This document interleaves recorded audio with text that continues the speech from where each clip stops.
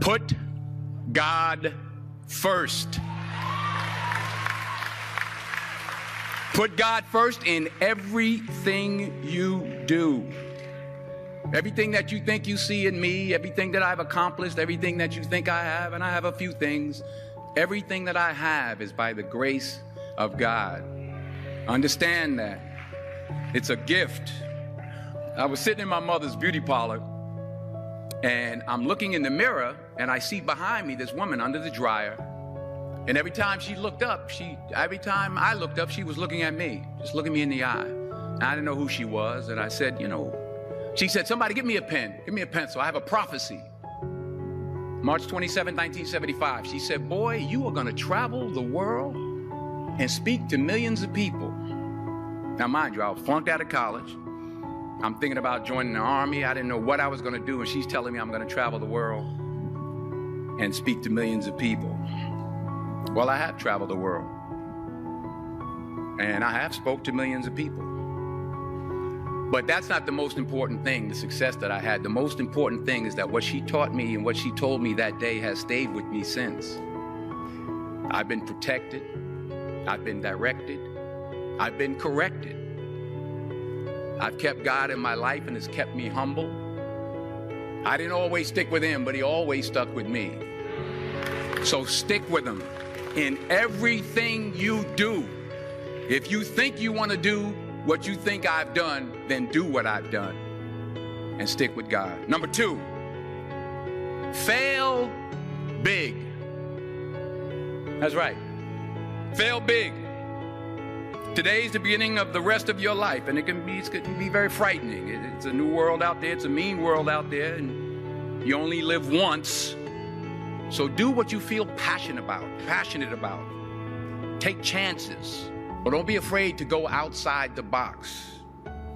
Don't be afraid to think outside the box. Don't be afraid to fail big, to dream big. But remember, dreams without goals are just dreams. And they ultimately fuel disappointment. So have dreams, but have goals. And understand that to achieve these goals, you must apply discipline and consistency. In order to achieve your goals, you must apply discipline, which you have already done, and consistency every day, not just on Tuesday and miss a few days.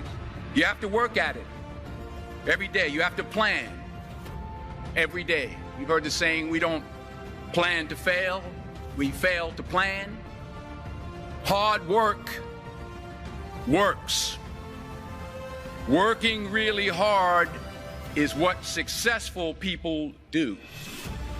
Remember that. Just because you're doing a lot more doesn't mean you're getting a lot more done. Don't confuse movement with progress. My mother told me, she said, yeah, because you can run in place all the time and never get anywhere. So continue to strive, continue to have goals, continue to progress. You'll never see a U-Haul behind a hearse. I'll say it again. You'll never see a U-Haul behind a hearse. I don't care how much money you make, you can't take it with you. And it's not how much you have. It's what you do with what you have. We all have different talents. Some of you will be doctors, some lawyers, some scientists, some educators, some nurses. The most selfish thing you can do in this world is help someone else. Why is it selfish? Because the gratification, the goodness that comes to you, the good feeling that I get from helping others, nothing's better than that. Nothing's better than that. Not jewelry, not big house I have, not the cars, but it's the joy. That's where the joy is, in helping others. That's where the success is, in helping others. Finally, I pray that you put your slippers way under the bed tonight so that when you wake up in the morning, you have to get on your knees to reach them. And while you're down there, say thank you for grace. Thank you for mercy. Thank you for understanding. Thank you for wisdom. Thank you for parents.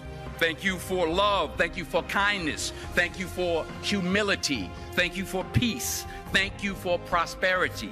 Say thank you in advance for what's already yours. It's how I live my life. That's why I am, one of the reasons why I am today. Say thank you in advance for what is already yours. True desire in the heart for anything good is God's proof to you, sent beforehand to indicate that it's yours already. I'll say it again. True desire in the heart, that itch that you have, whatever it is you want to do, that thing that you want to do to help others and to grow and to make money, that desire, that itch, that's God's proof to you, sent beforehand already to indicate that it's yours. And anything you want good, you can have. So claim it. Work hard to get it. When you get it, reach back. Pull someone else up. Each one, teach one. Don't just aspire to make a living. Aspire to make a difference.